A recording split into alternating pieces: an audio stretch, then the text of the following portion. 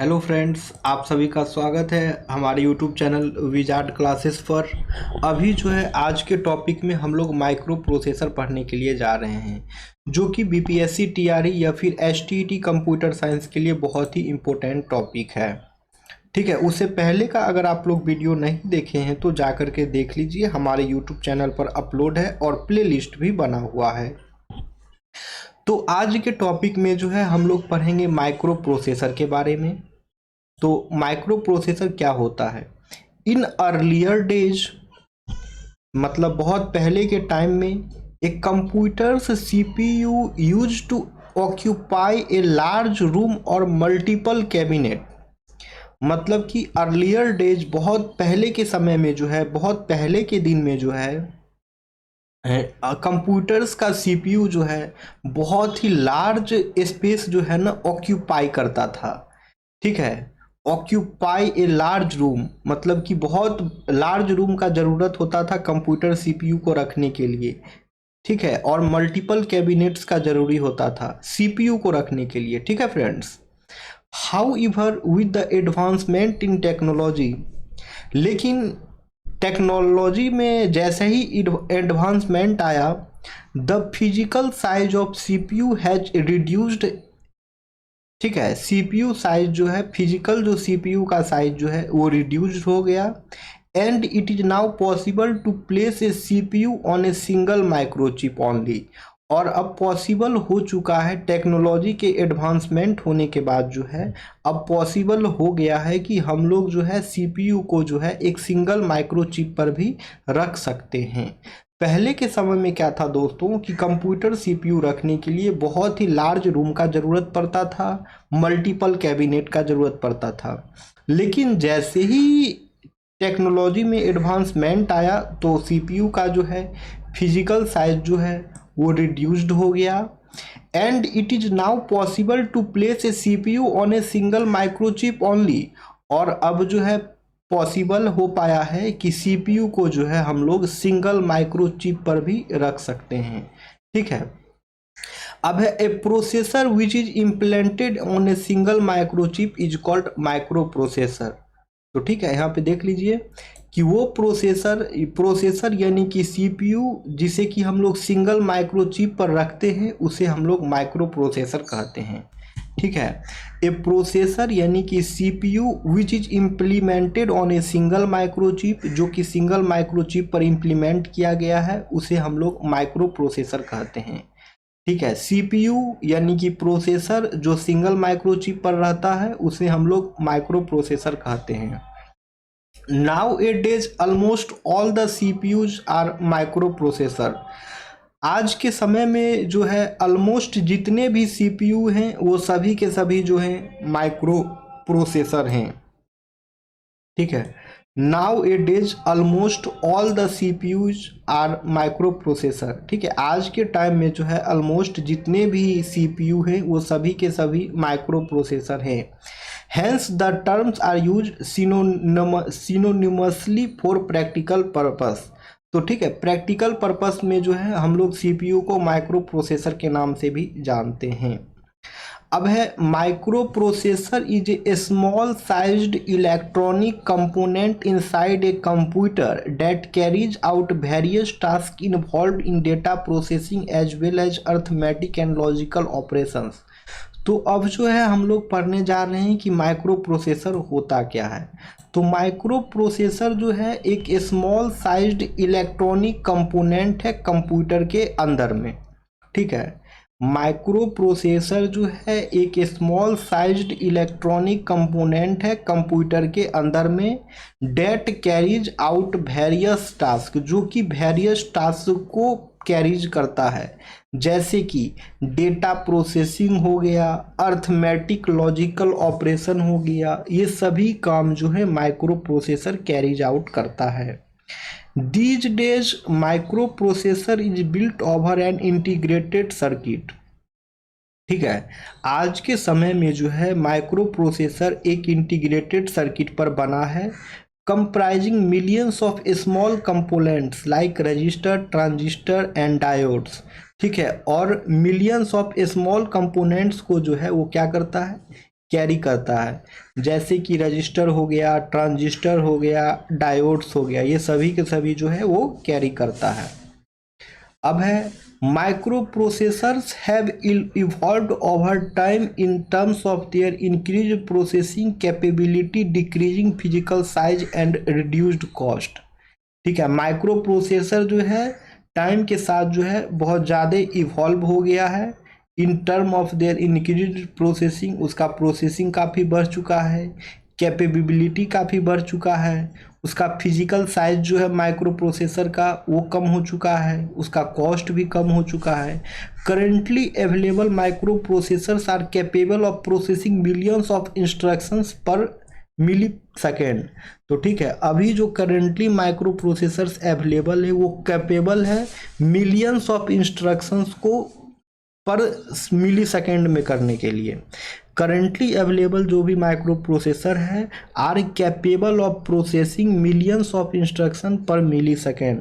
तो ठीक है, आज के टाइम का जो माइक्रो प्रोसेसर है वो कैपेबल है कि मिलियंस ऑफ इंस्ट्रक्शन को प्रोसेस कर देगा पर मिली सेकेंड पे।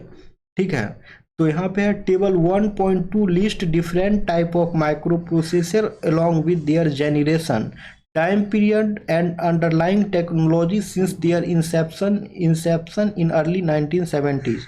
तो ठीक है, तो अभी जो है ये टेबल 1.2 है, ये जनरेशन ऑफ माइक्रो प्रोसेसर्स के बारे में यहाँ पे डिटेल्स में दिया है। ठीक है, जिसमें कि माइक्रो प्रोसेसर के जनरेशन के बारे में है, उसके टाइम पीरियड के बारे में है और उसके अंडरलाइंग टेक्नोलॉजी के बारे में है। तो आइए इस टेबल को देख लेते हैं। ये टेबल देख के घबराना नहीं है दोस्तों, क्योंकि ये टेबल से क्वेश्चन आता है एग्जाम में, वेरी वेरी इंपॉर्टेंट है, आपको पढ़ना ही पड़ेगा, भले ही बोरिंग लगे फिर भी। तो ठीक है, तो पहला जनरेशन का जो माइक्रो प्रोसेसर है वो LSI चिप पे बेस्ड था। वर्ड साइज है इसका 4/8 बिट और मैक्सिमम मेमोरी साइज 1 KB है। ठीक है, और ये जो है सिंगल कोर पे था और इसका नाम था इंटेल 8080। तो इंटेल 8080 जो है हमारा पहला माइक्रो प्रोसेसर था। फिर आया हमारा सेकेंड जनरेशन माइक्रो प्रोसेसर, ठीक है, जो कि 8 बिट का था और मैक्सिमम मेमोरी साइज 1 MB का था और इसका नाम था मोटरोला 6800 या फिर इंटेल 8085। मोटरोला 6800 या फिर इंटेल 8085 जो है हमारा सेकेंड जनरेशन का माइक्रो प्रोसेसर था, जो कि LSI पर बेस्ड था। फिर आया हमारा थर्ड जनरेशन का माइक्रो प्रोसेसर। तो थर्ड जनरेशन का माइक्रो प्रोसेसर जो है हमारा VLSI पे बेस्ड था। ठीक है, थर्ड जनरेशन माइक्रो प्रोसेसर जो है VLSI पे बेस्ड था। इसका वर्ड साइज 16 बिट 16 MB था और सिंगल कोर ये भी था। जितने भी माइक्रो प्रोसेसर थे सब सिंगल कोर ही थे, सिर्फ फिफ्थ जनरेशन से जो आना स्टार्ट हुआ वो मल्टी कोर था। तो हमारा थर्ड जनरेशन हो गया इंटेल 8086। ठीक है, फिर फोर्थ जनरेशन आया, ये भी VLSI पे ही था। वर्ड साइज इसका 32 बिट था और मैक्सिमम मेमोरी साइज जो है 4 GB था। ठीक है, और इस माइक्रो प्रोसेसर का नाम था इंटेल 80386 या फिर मोटरोला 68030। फिर हमारा फिफ्थ जनरेशन आया जो कि SLSI टेक्नोलॉजी पर बेस्ड था। इसका वर्ड साइज जो है 64 बिट था। ठीक है, और ये जो है इसका मैक्सिमम मेमोरी साइज 64 GB था। ये मल्टी कोर प्रोसेसर था। और उसके बाद जो है ये एग्जाम्पल हो गया इसका पेंटियम, सेलेरॉन, जियोन, ये सभी के सभी जो है फिफ्थ जनरेशन माइक्रो प्रोसेसर्स के एग्जाम्पल हैं। तो इसमें जो है आपको जनरेशन ऑफ माइक्रो प्रोसेसर याद करना है, कौन से चिप पे वो बेस्ड था वो याद रखना है, किसका वर्ड साइज क्या था वो याद रखना है, किसका मेमोरी साइज क्या था वो याद रखना है। ठीक है, फिर जो है क्लॉक स्पीड भी आप देख सकते हैं और एग्जाम्पल तो सबका याद रखना ही रखना है, क्योंकि हो सकता है एग्जाम में पूछ दे कि बताइए इंटेल 80386 माइक्रो प्रोसेसर जो है किस जनरेशन का था, तो बताना है फोर्थ जनरेशन का था। पूछ देगा बताइए इंटेल 8086 माइक्रो प्रोसेसर जो है किस जनरेशन का था, तो इंटेल 8086 जो है थर्ड जनरेशन का था। पूछ देगा बताइए इंटेल 8080 कौन से माइक्रो प्रोसेसर का था, तो इंटेल 8080 जो है फर्स्ट जनरेशन था। ठीक है, 8085 इंटेल 8085 या मेट्रोला 6800 पूछ दे तो सेकेंड जनरेशन हो जाएगा। इसलिए इस टेबल को याद करना दोस्तों बहुत ज़रूरी है। फिर यहाँ पे देख लेते हैं माइक्रो प्रोसेसर के स्पेसिफिकेशंस को। ठीक है, micro processors are classified on the basis of different features which include chip type, word size, memory size, clock speed, etc. ठीक है, and these features are briefly explained below. तो micro processor जो है वो classified किया गया है बहुत सारे बेसिस पे, जैसे कि चिप टाइप के बेसिस पे हो गया, वर्ड साइज के बेसिस पे हो गया, मेमोरी साइज के बेसिस पे हो गया, क्लॉक स्पीड के बेसिस पे हो गया। इस सभी के बेसिस पे जो है ना माइक्रो प्रोसेसर्स को क्लासिफाइड किया गया है। तो ठीक है, उसको आइए वन बाय वन पढ़ते हैं। पहला है word size. Word size is the maximum number of bit that a microprocessor can process at a time। तो वर्ड साइज जो हो गया मैक्सिमम नंबर ऑफ बिट हो गया जो कि माइक्रो प्रोसेसर एक बार में एक ही प्रोसेस करता है। Earlier a word was of 8 bit, पहले जो था ये वर्ड साइज 8 बिट का था। As it was the maximum limit at that time, उस टाइम का जो है ये 8 बिट मैक्सिमम लिमिट था। At present the minimum word size is 16 bit and the maximum word size is 64 bit. और आज के टाइम पर जो है फ्रेंड्स मैक्सिमम वर्ड साइज जो है 64 बिट हो गया है और मिनिमम 16 बिट का। और पहले क्या था कि 8 बिट ही था जो कि मैक्सिमम लिमिट था। पहले का जो माइक्रो प्रोसेसर का वर्ड साइज था उसका 8 बिट मैक्सिमम साइज था, लेकिन आज के समय पे जो है 16 बिट उसका मिनिमम साइज है और मैक्सिमम साइज जो है 64 बिट है। अब देखते हैं memory size. Depending upon the word size the size of RAM varies. ठीक है, वर्ड साइज के depending upon the word size के अकॉर्डिंग जो है, जैसा कि वर्ड साइज पे डिपेंड करता है, the size of RAM varies, RAM का साइज जो है वेरी कर रहा है। Initially RAM was very small, initially RAM जो है बहुत ही छोटा था जो कि 4 MB का ही था due to 4/8 bits word size. तो ठीक है, पहले का जो रैम है वो 4 MB का ही था। As word size increase to 64 bit, जैसा कि वर्ड साइज इंक्रीज होके 64 बिट पे चल गया, it becomes feasible to use RAM of size up to 16 hexabyte. तो रैम का वर्ड साइज जैसे ही इंक्रीज होके 64 बिट गया तो अब जो है पॉसिबल हो पाया है कि हम लोग 16 हेक्साबाइट तक का जो है रैम इस्तेमाल कर सकते हैं। फिर हमारा आया क्लॉक स्पीड। ठीक है, computers have an internal clock that generate pulses at regular intervals of time. Computers के पास जो है इंटरनल क्लॉक होता है जो कि जनरेट करता है सिग्नल्स को, जिसे हम लोग पल्स कहते हैं रेगुलर इंटरवल ऑफ टाइम पर। Clock speed simply means the number of pulses generated per second by the clock inside of computer.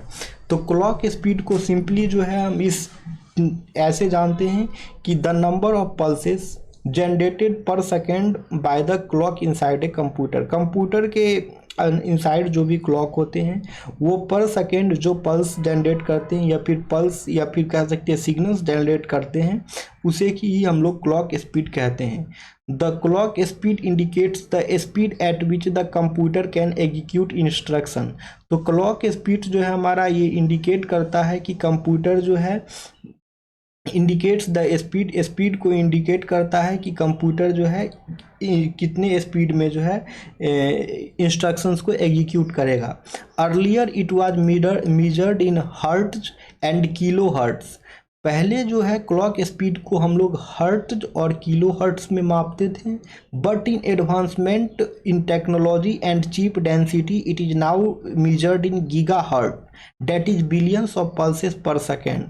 तो जैसे ही टेक्नोलॉजी में एडवांसमेंट हुआ उसके बाद जो है टेक्नोलॉजी और चीप डेंसिटी में जैसे ही एडवांसमेंट हुआ तो हम लोग जो है क्लॉक पल्स को यानी कि क्लॉक सिग्नल्स को जो है हम लोग गीगा हर्ट में नापते हैं। That is billion of pulses per second जो है हम लोग बिलियंस ऑफ पल्सेस को मेजर्स कर सकते हैं। अब है हमारा कोर। कोर क्या होता है, जैसे सुनते होंगे ना हम कि इंटेल कोर का प्रोसेसर है, ये प्रोसेसर है। तो कोर के बारे में पढ़ते हैं। Core is a basic computation unit of the CPU. Core जो है सीपीयू का बेसिक कंप्यूटेशन टेक्निक होता है।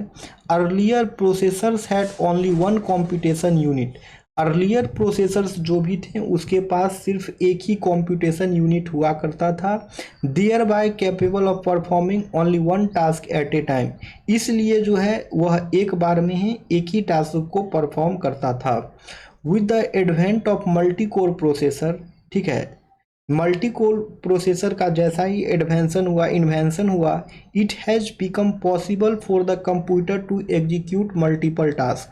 तो मल्टी कोर प्रोसेसर का जैसे ही एडवेंट हुआ, जैसे ही इन्वेंशन हुआ, उसके बाद जो है ये पॉसिबल हो गया कंप्यूटर के लिए कि वो जो है मल्टीपल टास्क को जो है एक साथ कर सके, ठीक है। There by increasing the system performance, system का परफॉर्मेंस काफ़ी बढ़ चुका था, ठीक है, इसलिए जो है मल्टीपल टास्क जो है एक बार में एग्जीक्यूट होना स्टार्ट हो गया। CPU with 2, 4 and 8 core is called dual core, quad core and octa core processors respectively। यानी कि CPU जो 2 कोर के रहेंगे, ठीक है, उसे हम लोग डुअल कोर कहेंगे। CPU जो 8 कोर्स का रहता है, ठीक है, 8 कोर्स का, उसे हम लोग क्वाड कोर कहते हैं।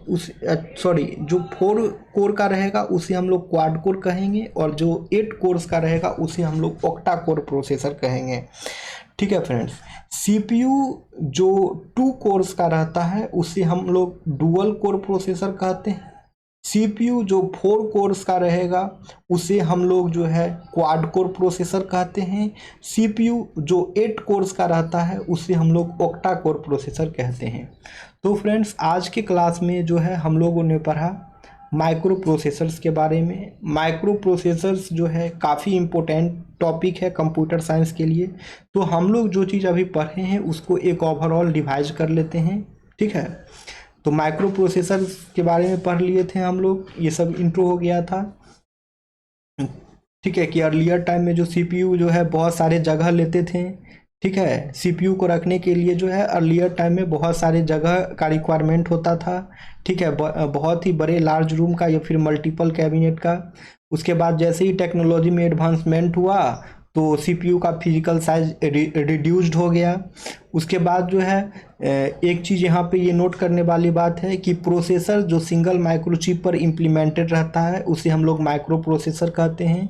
और आज के टाइम में है ऑलमोस्ट जितने भी CPU हैं वो सभी माइक्रो प्रोसेसर ही हैं, ठीक है। माइक्रो प्रोसेसर जो है एक स्मॉल साइज इलेक्ट्रॉनिक कंपोनेंट है कंप्यूटर सिस्टम के अंदर में, जो कि बहुत सारे टास्क को इन्वॉल्व करता है, जैसे कि डेटा प्रोसेसिंग हो गया, अर्थमेटिक लॉजिकल ऑपरेशन हो गया, ये सभी काम, ठीक है।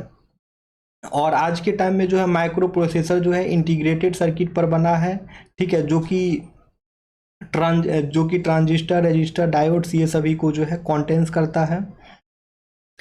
और आज का जो माइक्रो प्रोसेसर्स है, समय के साथ जो है माइक्रो प्रोसेसर का जो है प्रोसेसिंग कैपेबिलिटी बढ़ता गया, उसका साइज डिक्रीज हुआ, ठीक है, कॉस्ट डिक्रीज हुआ, कॉस्ट कम हुआ, ठीक है।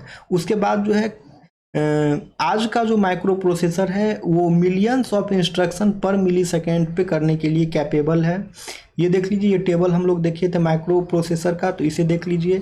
फर्स्ट जनरेशन माइक्रो प्रोसेसर हमारा LSI पे बेस्ड था, ठीक है, ये सिंगल कोर ही था। इंटेल 8080 इसका एग्जाम्पल हो गया।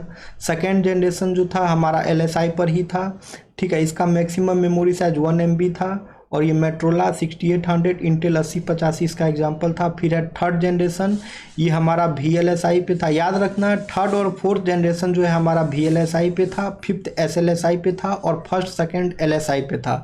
तो थर्ड जनरेशन हमारा आ गया VLSI, ये 16 बिट और 16 MB का था, ठीक है, ये भी सिंगल कोर था। जितने भी हैं सब सिंगल कोर ही थे। फिफ्थ जनरेशन बस मल्टी कोर थे। तो हो गया इंटेल 8086 थर्ड जनरेशन के example. Fourth generation VLSI, word size 32 bit, memory size maximum memory size 4 GB था और ये सिंगल कोर ही था। और इंटेल 8038 ये जो है इसका एग्जांपल हो गया। और मेट्रोला 68030 इस प्रोसेसर का एग्जांपल है। फिर फिफ्थ जनरेशन आ गया 1995 से लेकर के आज के टाइम में फिफ्थ जनरेशन ही हो रहा है। ये SLSI टेक्नोलॉजी पर बेस्ड है। इसका मैक्सिमम 64 बिट 64 GB हो जाएगा। और मल्टी कोर प्रोसेसर है पेंटियम, सेलोरन, जियोन, ये सभी के सभी जो हैं 5th जनरेशन माइक्रो प्रोसेसर्स के एग्जाम्पल हैं। फिर माइक्रो प्रोसेसर का हम लोग स्पेसिफिकेशन देखें, वर्ड साइज पे होता था, पहले मिनिमम वर्ड साइज 16 बिट था, ठीक है। अब पहले जो है minimum word size, minimum maximum था 8 बिट ही, लेकिन अब मिनिमम 16 बिट और मैक्सिमम 64 बिट हो गया है, ठीक है। अब फिर है मेमोरी साइज, तो आज के टाइम में जो है मेमोरी साइज को हम लोग 16 हेक्साबाइट तक भी इंक्रीज करके ले जा सकते हैं, लेकिन पहले जो है रैम का मेमोरी साइज जो है 4 MB का ही हुआ करता था। फिर हम लोग क्लॉक स्पीड को पढ़े हैं, ठीक है, क्लॉक स्पीड पढ़े हैं। एडवांसमेंट ऑफ टेक्नोलॉजी के साथ जो है चिप का डेंसिटी बढ़ गया है, और हम लोग जो है giga hertz that is billions per second, ठीक है। अब हम लोग जो है billions of pulses per second जो है हम लोग क्लॉक स्पीड को मेजर कर सकते हैं। फिर हम लोगों ने कोर के बारे में पढ़ा, तो ठीक है, कोर के बारे में तो अभी जस्ट ही रिवाइज करवाया था आप लोगों को, देख लीजिए यहाँ पे।